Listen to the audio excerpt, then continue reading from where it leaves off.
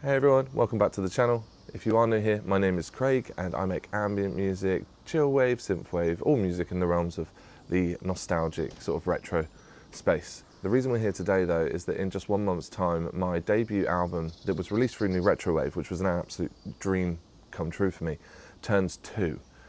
And at the time that it was released, I didn't get a proper chance to kind of create content around it or even promote it as well as I would have liked. I was a new dad at the time and I was just in survival mode, but I'm ready to take that victory lap now. So what we're going to do is a 10-part series where I will deep dive into every single original session, showing you the stems, how I wrote the songs, the vocal chains, and having 2 years of hindsight to kind of reflect on what I might have done differently. Now, the first video, which is this one, is a bit of a time capsule because I actually did a video for the first track back in November 2024, just a couple of months after, but I realized I wasn't able to keep that up. So for this video, we're going to be diving back and I may jump in and offer some current opinions, but tracks 2 through 10 will be filmed currently. And yeah, I'm going to try and get these out weekly so that over the course of the album turning 2, we can all take a look at the tracks together. So I'm quite excited about this. Let's go back 2 years to when I visited the first song. Today we're going to be taking a look into one of the tracks from my most recent album, Internet Friends, which is also called Internet Friends. So the first thing I kind of want to shine light on is that this track was reverse engineered from what is the follow-up song on the album, Tied Up. So usually, you know, on this album, most of the songs were sort of born from nothing. You know, I started with a blank canvas and wrote a song, and whatever it was that came out ended up being what the song was. But for this song, I already had a basis to sort of craft and build on. So having written Tied Up, I was like, right, I want to do you know, an intro song that leads into that. So I took a few elements of the song, being the tempo, the key that it was in, and one of the motifs in the song, and I built around that. And it was quite fun actually to, you know, break it all down. And as you can see in this arrangement, you know, it kind of climaxes as it goes. It's just a progressive idea that then leads into Tied Up. So I'm going to show you just like a small element of Tied Up, and then when we go and take a look at Internet Friends, you'll see, you know, where I've gone to from that. So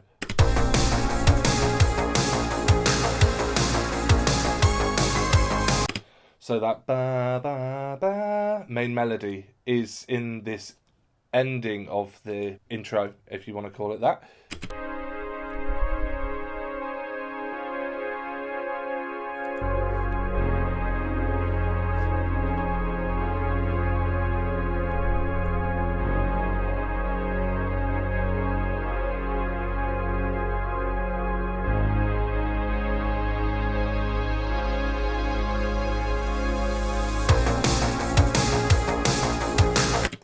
So yeah, it kind of creates that familiarity that once you get to Tied Up, you're like, hey, I'm kind of comfortable with where we're at. And Tied Up punches you in the face. This is just the instrumental version because I will show the vocal version when I do another video like this. But to sort of go in full throttle, full speed ahead, I mean, it's a fast tempo anyway. And one of the sort of obstacles I had when writing this intro was I didn't want it to feel fast. So although it's 170 BPM, you could almost half that and say it's sort of like 85, which is a lot slower. There's a section here where the drums kick in, and I've just gone 4 to the floor, but it's almost like in 8ths rather than 16ths, so it doesn't kind of have that fast attack that Tied Up has. Okay, so I just wanted to add some context before Passme moves on with this video, but this original idea was actually in a completely different key and also in a different tempo. It was only when I realised that the motif that is also in Tied Up was kind of stolen and used in this that I decided to marry them up. So at that point I changed the tempo, which at the time was a drastic change, and I changed the key, and now they work together seamlessly and I can't imagine them not going together. Yeah, one of the best decisions I could have made on this track. So if we just go to the intro, I started off with 2 pads. You'll find as well in most of my songs, I tend to lean on a plugin called Diva, which I absolutely love. So I've got these 2 pads. I've got a brass pad and a mid pad, and it's basically an octave. So the brass pad being really low, and the mid The mid is more body. So we've just got some root notes that repeat pretty much throughout the whole thing, and over the top of that we've got this lead.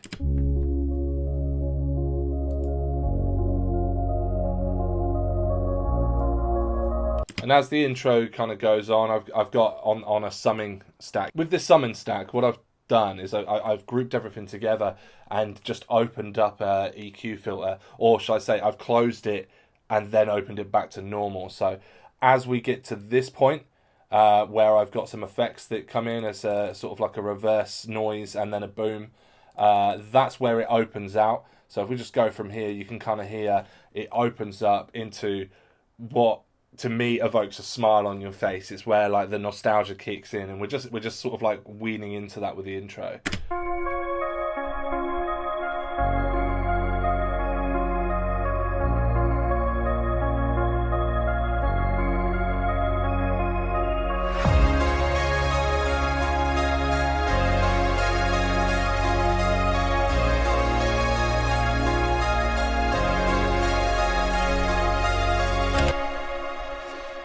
What I love about this is I've got two melodies going on at the same time. Well, technically 3 melodies going on at the same time, but I've got the main melody that the intro starts with, which is this one, and I've added a layer to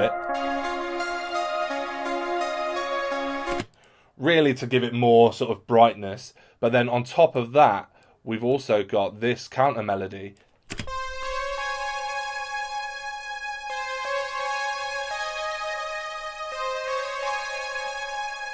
which is the same 3 notes that is in the end of the song that leads into Tied Up as well, just a slight different pattern. Rather than being dotted, it's like 1, 2, 3, rather than like 1, 2, 3. And those two together create sort of like a sonic space that just feels huge. I mean, let's stretch some reverb as well, but you kind of hear now when you've got both melodies going on at the same time that the rhythms are bouncing in between each other, interweaving, and it just creates like a big open wide space.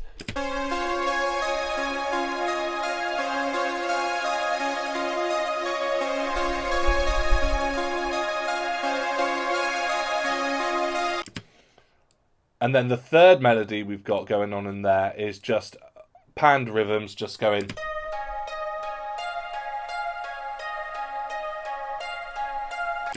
And that sort of keeps like almost a tempo count in there, but melodically.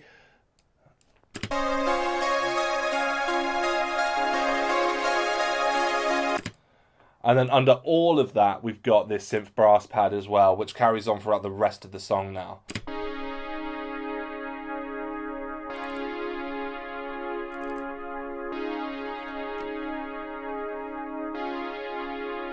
You've got this pad that's going on throughout the rest of the song, and the cool thing about it is I've got in this next section, after all of this, we open out. So you've built to this climax, and then after that we're going to drop it out with a nice reverse sort of cymbal sweep. It just creates a blanket space again, and we take some of those lead elements out and just keep this brass pad and the bass.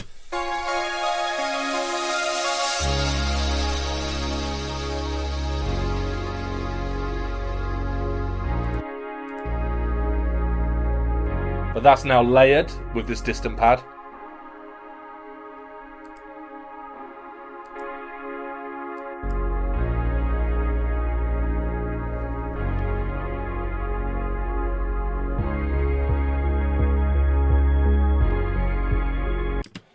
Obviously at this point we've introduced a kick drum, filtered kick I might add, and a rhythmic bass to build up that momentum.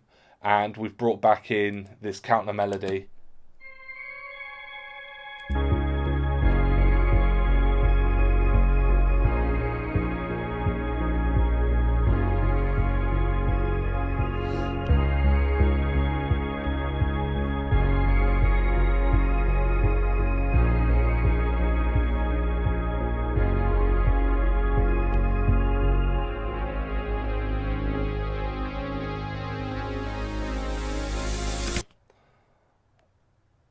That bridge with the reverse riser and then obviously the boom kicking in, this is where we introduce all of the drums as well. So when we get to this point, it's basically the same climax as how this felt, but even bigger, which is really fun to do. When I got to this point in the song and I knew I was going to add some huge drums, huge snares, go 4 to the floor, with that sort of arpeggiated, slow but driven bass line, it was just going to bring a smile to my face and hopefully a smile to everyone else's as well. And by the time you get to this point in the song, you're also sort of a minute 40 in, and the climax is just...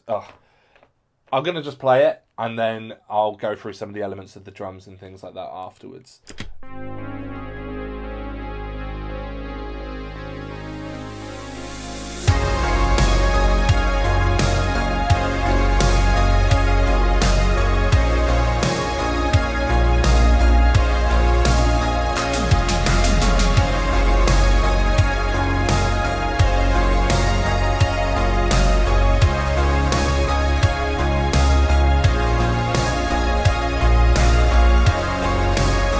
Let's talk about the drums for a second, okay? What I've got here, you can see on the left, I've got numbers minus 21.5 kick, minus 16 snare, and so on.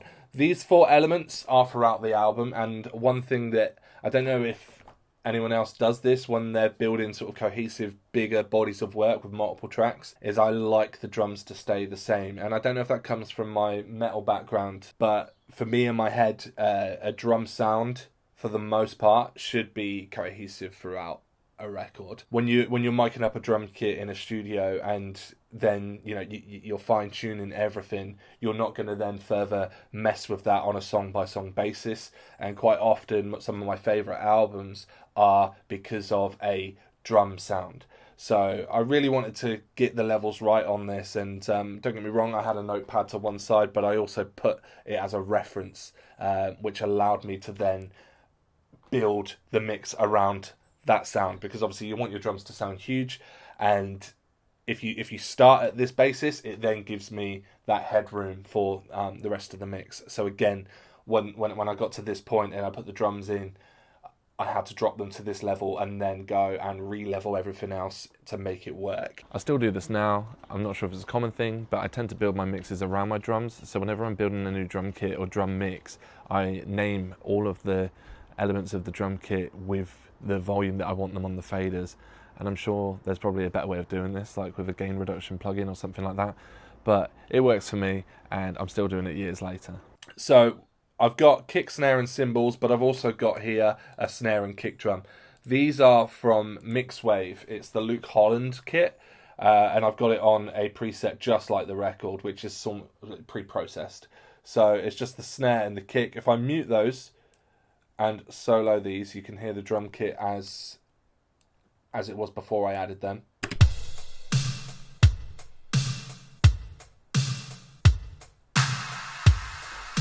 They sound pretty big anyway, but just by adding the metal snare and kick,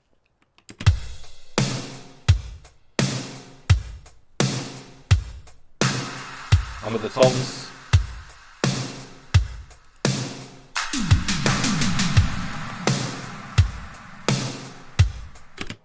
just huge.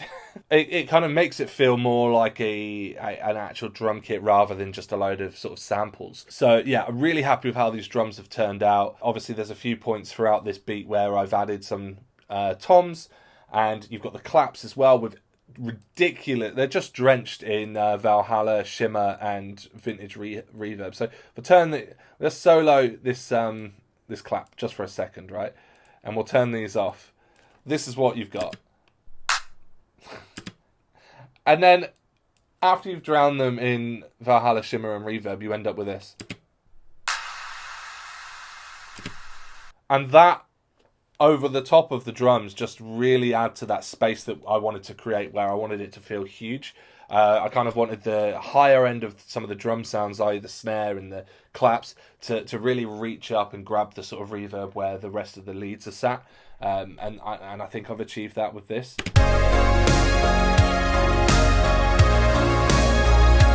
You hear it a lot more on this bit.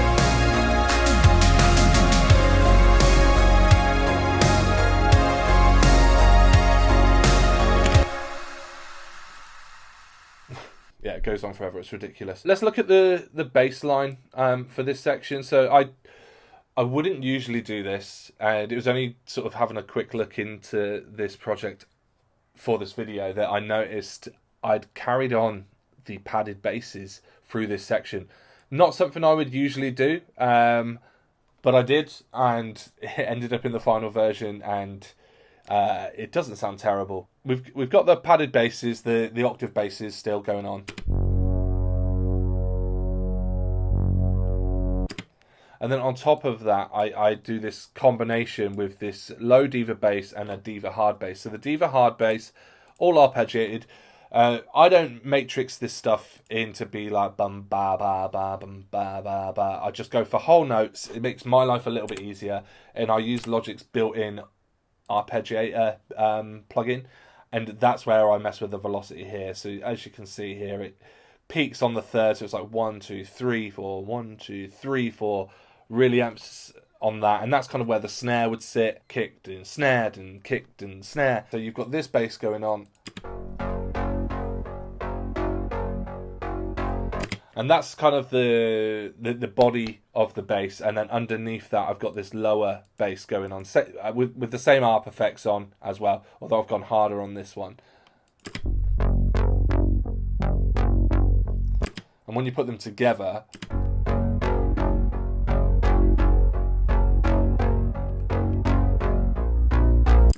and with the drums, I feel like they just sit beautifully.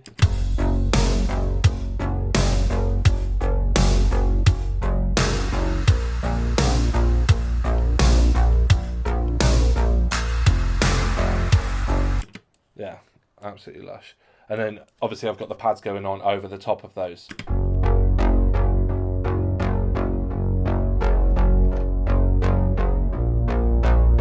So that's a whole lot of diva there. Most of my stuff's diva. If we were to take a look into, you know, I'm just clicking on them here. You've got a diva plugin there, diva there. That's Zebra actually, which is still a UHE plugin for these. There's nothing complicated going on here. The real magic in this piece for me was, one, getting a melody that is strong, and I think I've got that with the main lead. Two, it's going for a bass line that's warm and happy, and I got that. It evoked nostalgia for me. And then outside of that, it was just building blocks, just playing with elements, taking them out. As you can see, I've got a few muted things here, so I can showcase on this section here. I did have this going on, which this does have an LFO tool on, which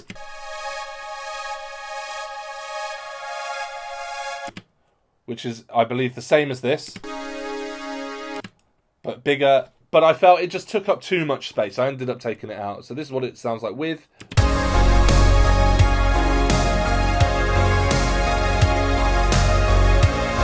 And without.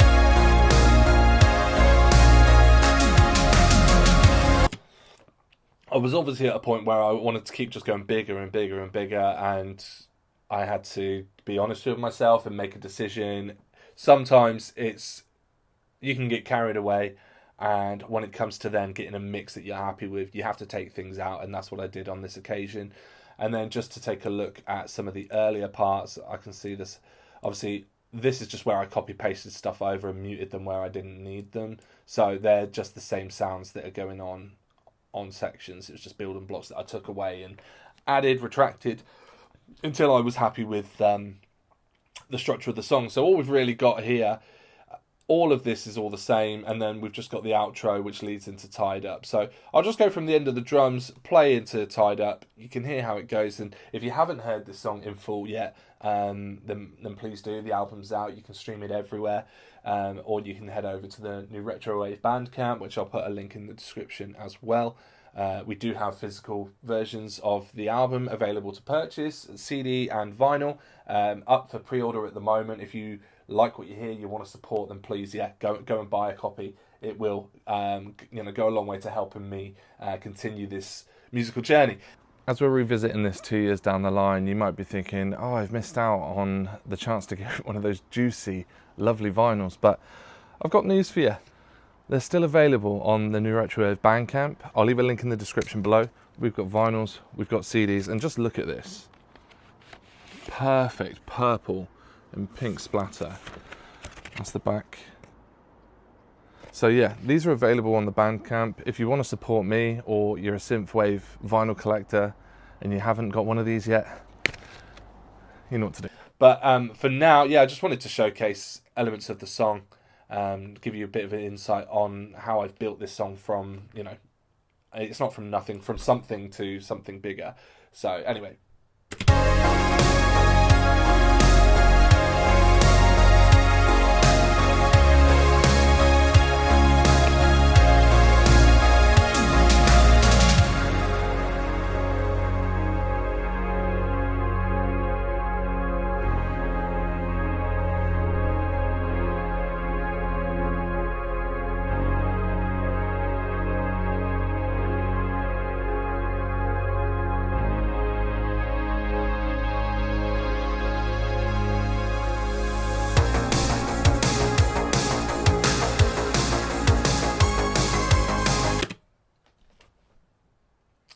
So yeah, as I said, this was just sort of a breakdown into the mix of Internet Friends, which was originally called Highest High, by the way.